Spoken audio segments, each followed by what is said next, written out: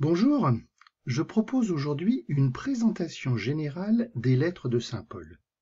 Dans le jargon des spécialistes, c'est ce que l'on appelle le corpus paulinien. Paul occupe une place complètement à part dans la Bible, de façon générale, dans la Nouvelle Alliance de manière plus particulière. C'est le seul acteur de la Nouvelle Alliance dont la biographie est particulièrement bien connue. On retrouve des éléments biographiques dans ses lettres, bien sûr, mais aussi dans le livre des Actes des Apôtres, qui a été écrit par Luc. Paul y apparaît dès le chapitre 7, dans l'épisode du martyre d'Étienne. Et en fait, à partir du chapitre 13 du livre des Actes, il n'est plus question que de la mission de Paul tout autour de bassin méditerranéen. D'autre part, Paul est le seul de la Nouvelle Alliance dont on connaît un ensemble d'écrits qui nous est parvenu, et des écrits très particuliers puisqu'il s'agit d'un ensemble de lettres. La lecture des écrits de Paul est donc à mon sens importante sur trois aspects. Tout d'abord, un aspect historique.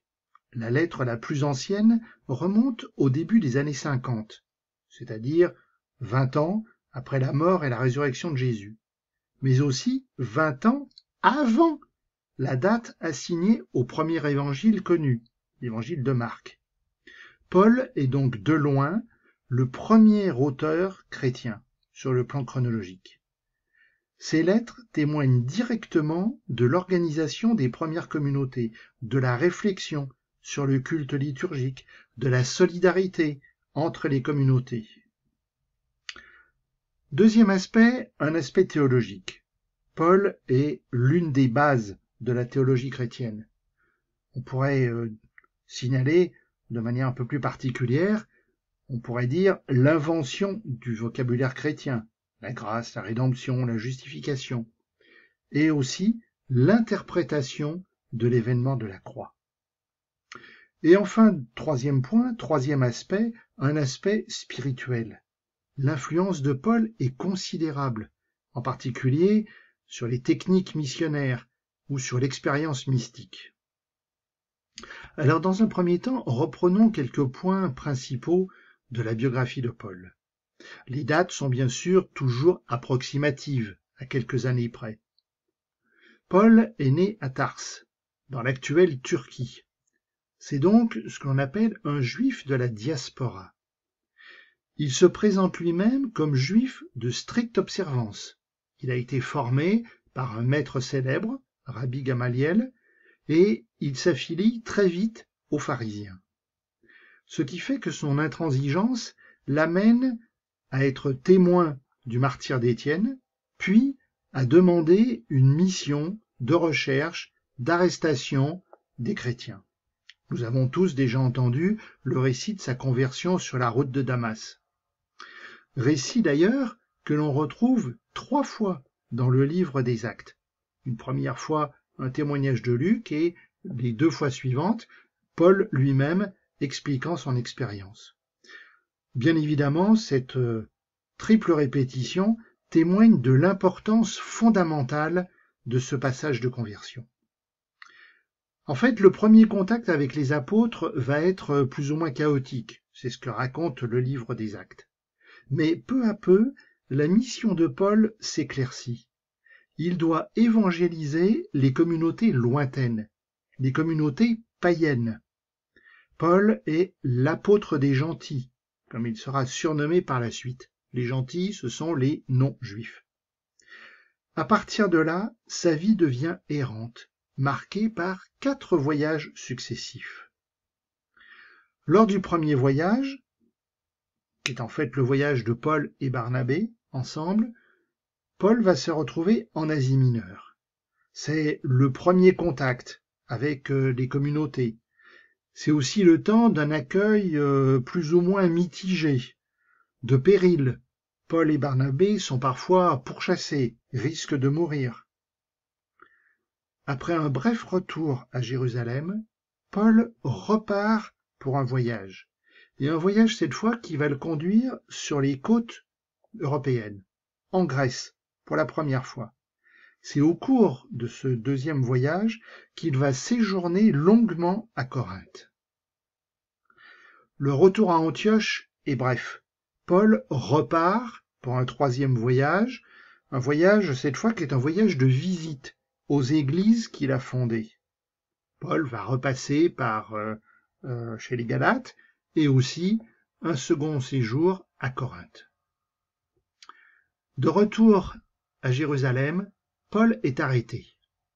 Il fait appel du jugement impérial, ce qui oblige à le conduire à Rome. C'est pour ça que le quatrième, dernier voyage de Paul est le voyage de captivité où Paul est emmené captif à Rome pour être jugé. Et c'est donc dans cette ville qu'à une date peu déterminée et des circonstances peu claires, Paul meurt. Alors venons-en à ce fameux corpus paulinien. Si nous allons chercher dans nos Bibles, nous allons voir que 13 lettres sont attribuées à Paul. Dans l'ordre des Bibles, la lettre aux Romains, les 2 lettres aux Corinthiens, la lettre aux Galates, la lettre aux Éphésiens, celle aux Philippiens, celle aux Colossiens, les 2 lettres aux Thessaloniciens, les 2 lettres à Timothée et les 2 billets, l'un à Tite, l'autre à Philémon. Mais en fait, 2 problèmes vont surgir très rapidement. Tout d'abord, la chronologie. Contrairement à ce qu'on peut penser, la disposition dans nos Bibles n'est pas une disposition chronologique. Les lettres ont en fait été classées de la plus longue à la plus courte. Et donc, bien évidemment, du coup, ne reflètent pas l'évolution de la pensée de Paul. La deuxième question qui surgit, c'est l'auteur précis de ces lettres. Lorsqu'on va replacer les lettres dans l'ordre chronologique, on va constater des ruptures de style d'une lettre à l'autre. On va constater également parfois des évolutions marquées dans la pensée théologique. Les recherches d'exégèse ont amené donc les spécialistes à classer ces 13 lettres en 3 groupes. 7 lettres sont des lettres authentiques de Paul.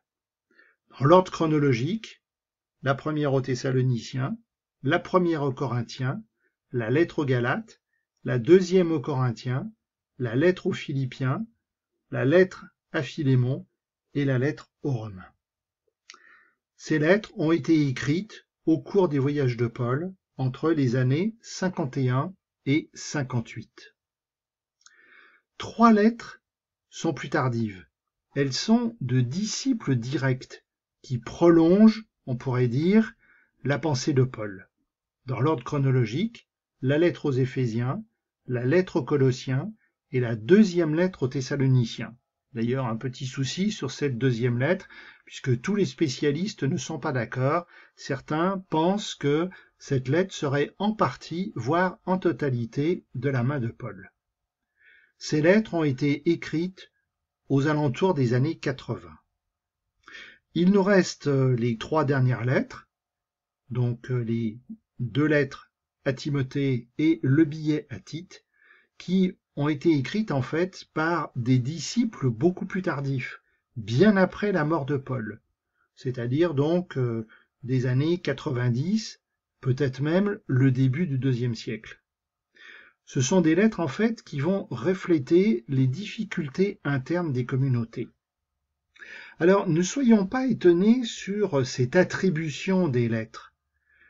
Dans l'Antiquité, c'est la règle que les disciples d'un maître célèbre dédient leurs écrits à leur maître. Donc, les écrits sont intitulés du nom du maître lui-même.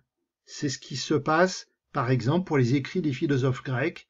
C'est aussi ce qui va se passer pour Paul et ses disciples. Alors, comment aborder la lecture de ces lettres ? Il faut bien le reconnaître, le style de Paul n'est pas toujours facile. N'oublions pas que Paul est un juif de tradition pharisienne, certes, mais rompu à la discussion polémique. Qui plus est, il est fortement imprégné de culture gréco-romaine. il écrit en grec, il pense en grec.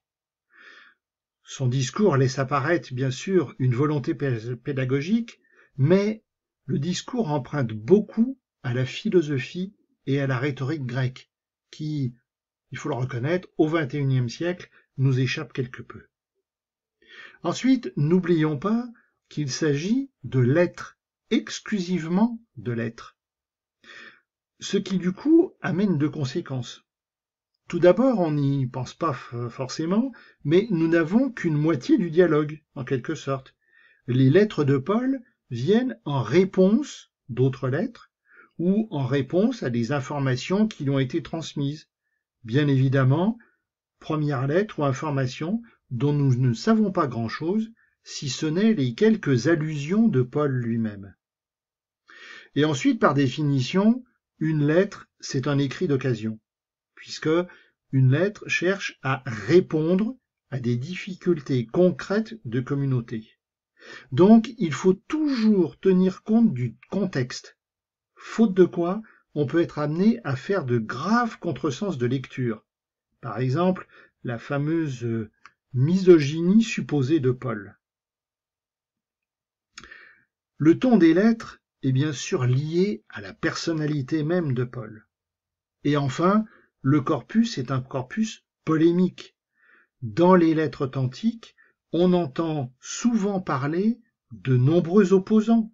C'est pourquoi, d'ailleurs, il vaut mieux privilégier une lecture chronologique, ce qui nous permettra de mieux comprendre l'évolution des événements, l'évolution de la pensée de Paul. Belle découverte ou belle redécouverte de Paul.